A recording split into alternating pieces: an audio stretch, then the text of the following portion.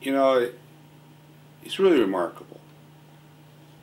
In every respect, his work is first rate.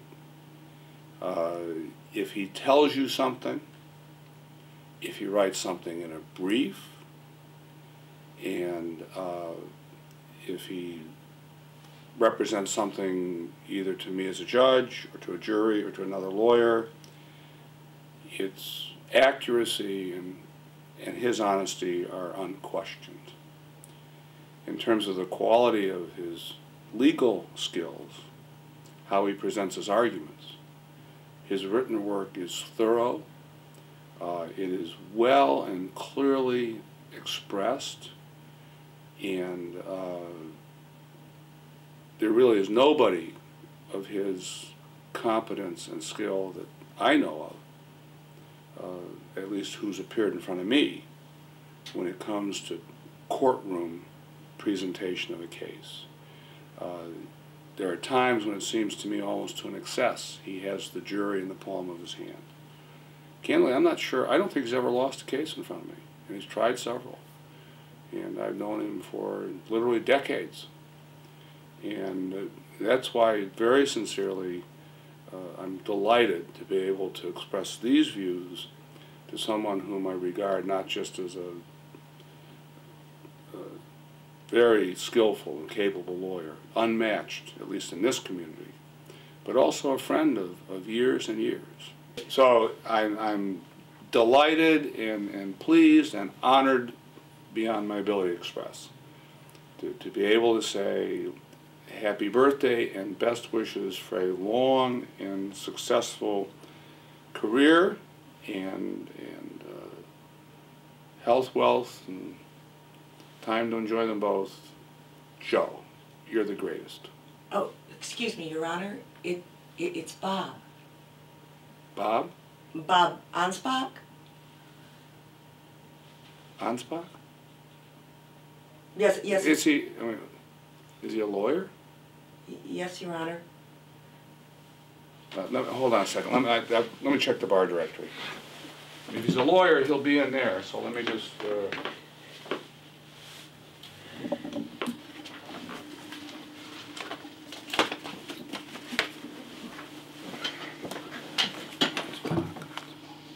How do you spell it?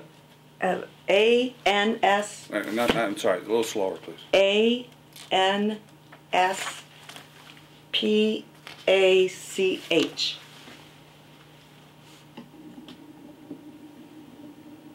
He's in here, but I'm sorry, doesn't ring a bell. I'm very sorry about that. I'm sure he's a terrific guy and appears to be in good standing. I mean, his picture is still in the directory here. The least I can say is, so far as I'm aware, I've never heard of any disciplinary complaint, and he's never come before the court's grievance committee. So I suppose that's all to the good, but wherever he is, I wish him well and maybe get to know him someday. And you'll take care of that. I mean, I wouldn't want him upset. Whoever this guy is, I don't want him upset. But on the other hand, I don't want Joe thinking that, I'm really embarrassed. Can you just scrub this whole thing? Can you just cut it out, fix it, do something with it?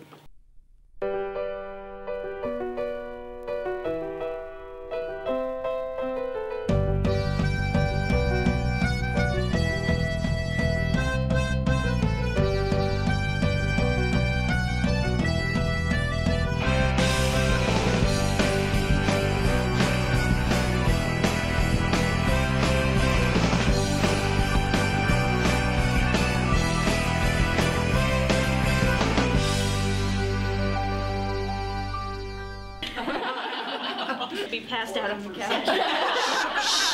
Shh, you guys be quiet. Okay, you guys, I'm down in the parking garage and I can see him, okay? He's getting in his car. He's starting it up, pulling out. Oh, he stopped. What's he doing? He's making a phone call. Oh, who's he calling now? Melanie, get the phone. Anspach makes Ellenberger. Sorry we can't take your call, but, well, we've got better things to do. Oh, Bob. No, everything's fine. Just having a little trouble with the phone. Now you have a good vacation and don't worry about a thing. Everything's under control. Okay, bye. He's gone!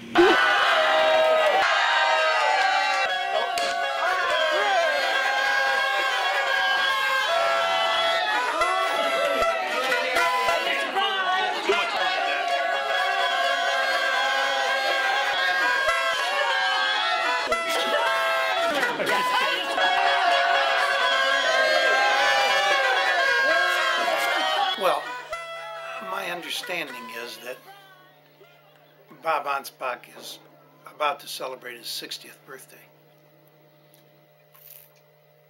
I've known Bob and Jane for quite a number of years through St. V's and other charitable endeavors. I had assumed he was much older than I, and I'm 74. I just felt that I thought he was fortunate to marry a younger woman so that she could take care of him in his dotage, which is rapidly approaching. He has a very difficult time with some understanding of the law in areas in which I would have thought would not have been foreign to him. But it seems to me that since he has so few years left to practice, given his age, it might be good for him to retract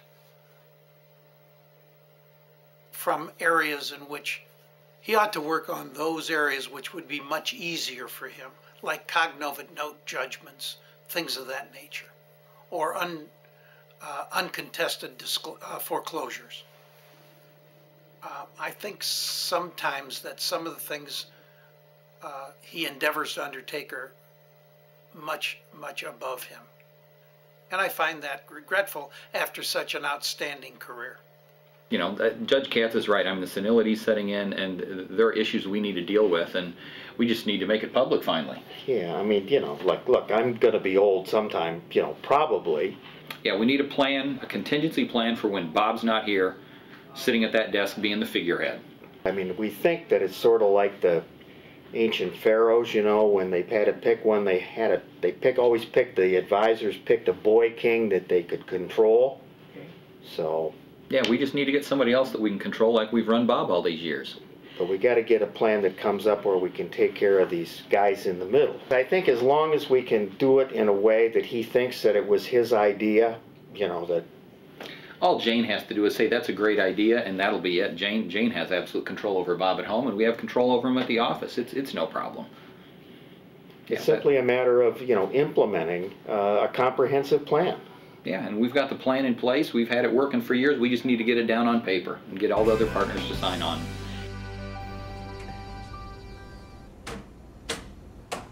Bob, please forgive me. They made me do it. I had to sign, or they were going to get rid of me too. Bob, I just want you to know I had nothing to do with this. Please forgive me.